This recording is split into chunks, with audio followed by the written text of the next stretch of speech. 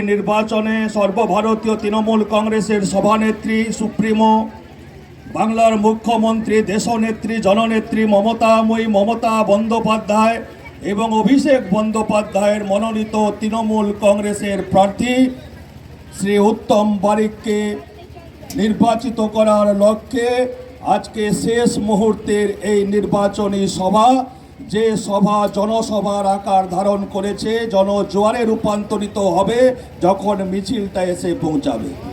আমাদের আব্দুল মনি তিনি আজকে সভা সঞ্চালনা করছেন, আমাদের হরিসাধন দাস অধিকারী সহ সমস্ত নেতৃত্বগণ আছেন।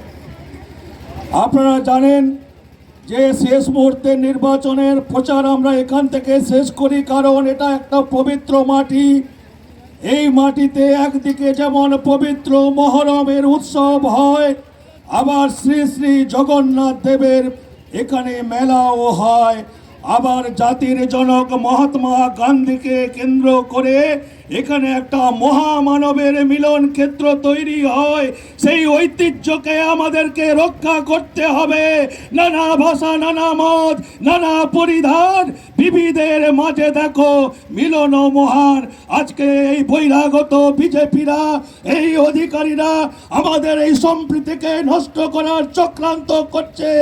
আর আমাদের নেত্রী মমতা বন্দ্যোপাধ্যায় তিনি বলছেন যে আমি রক্ত দেব, আমি প্রাণ দেব, তবু আমি বাংলায় কোন রকম অশান্তি হতে দেব না, দেব না, দেব না।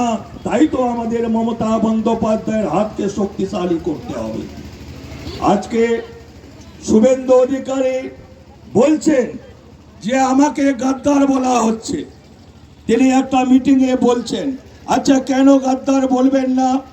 আমাদের এই কাঁথির মানুষ তো তিলে তিলে ভোট দিয়ে তাকে নির্বাচিত করে তাকে নেতা বানিয়েছিলেন, এবং মমতা বন্দ্যোপাধ্যায়ের স্নেহ মায়া মমত্ববোধ সরলতার সুযোগ নিয়ে ভারতবর্ষের ইতিহাসে নজিরবিহীন একই পরিবারে দুটো এমপি, কেন্দ্রের মন্ত্রী এবং বাংলার ক্যাবিনেটের মন্ত্রী এবং যত রকমের পদ ছিল